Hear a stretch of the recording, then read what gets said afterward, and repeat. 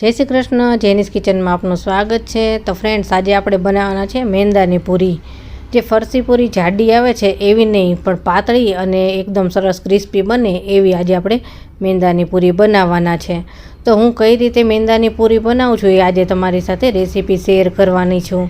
તો તમારે પણ મેંદાની પૂરી બનાવવાની હોય તો આ વિડીયો જરૂર જોજો। અને જો મારી રેસીપી પસંદ આવે ને તો મારી ચેનલને લાઇક, શેર અને સબસ્ક્રાઈબ જરૂરથી કરી દેજો। તો ચાલો આપણે એકદમ ઝડપથી અને આસાન રીતે બની જાય એવી મેંદાની પૂરી બનાવવાની શરૂઆત કરીએ।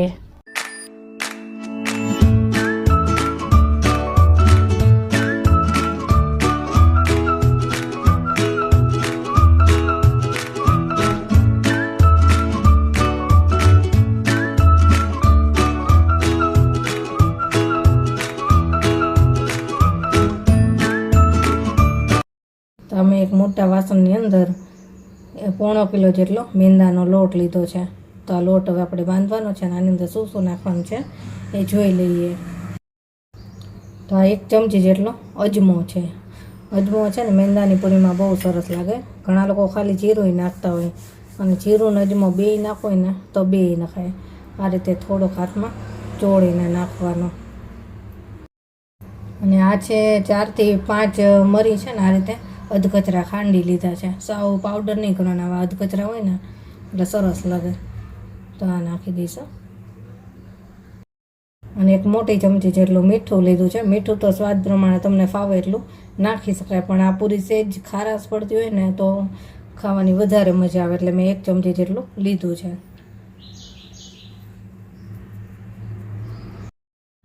ચમચીની મદદથી છે ને આ બધું પહેલાં થોડુંક મિક્સ કરી લઈએ।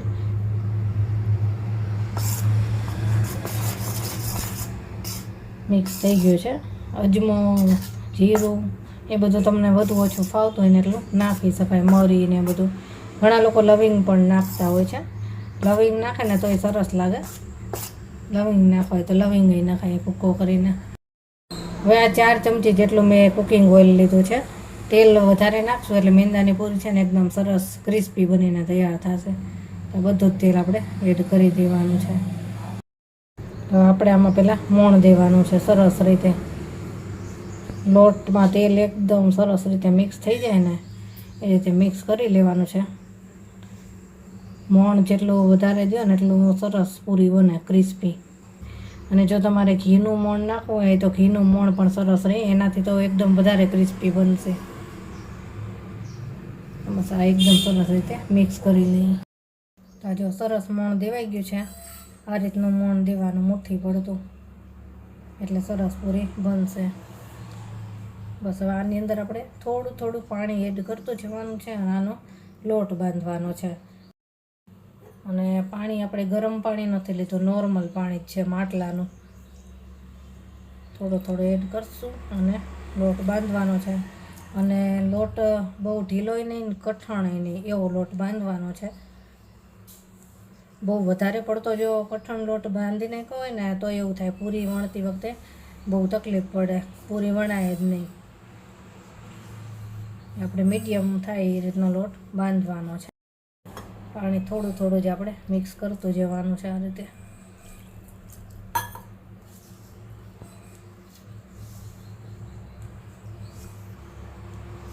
એક ગ્લાસ પાણી આપણે ઉમેરી દીધું છે અને હજી જરૂર લાગશે તો ઉમેરશું, પણ આટલું પહેલાં આપણે સારી રીતે મિક્સ કરી લઈએ। જો એટલામાં થઈ જશે તો નહીં વધારે નાખીએ।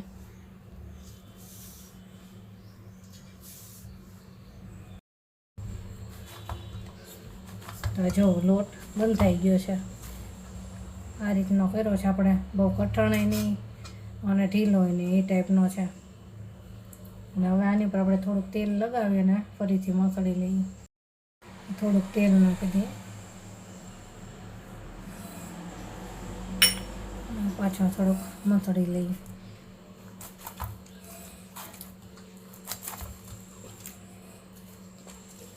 આ રીતે તેલ બધે મિક્સ થઈ જાય ને એ રીતે મસળવાનું છે।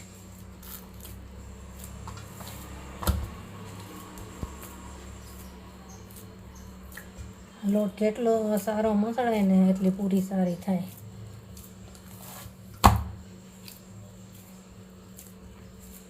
આ રીતે મસાવીને એટલે તેલ બધે જ મિક્સ થઈ જાય.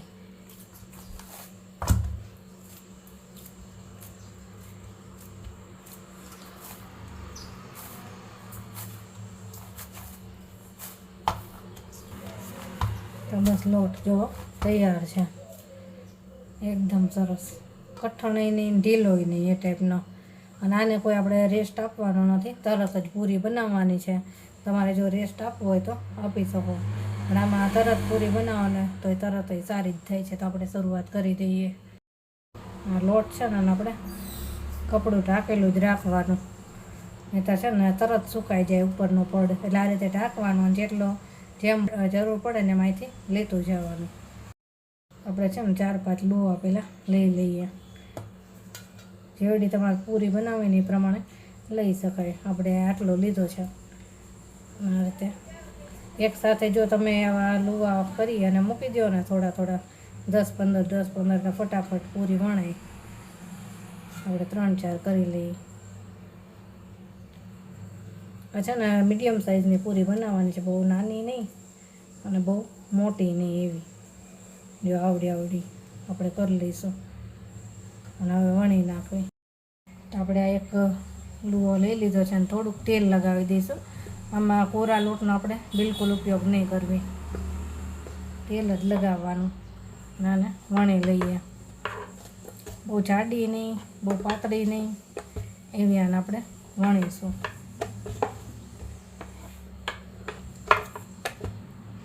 આ રીતે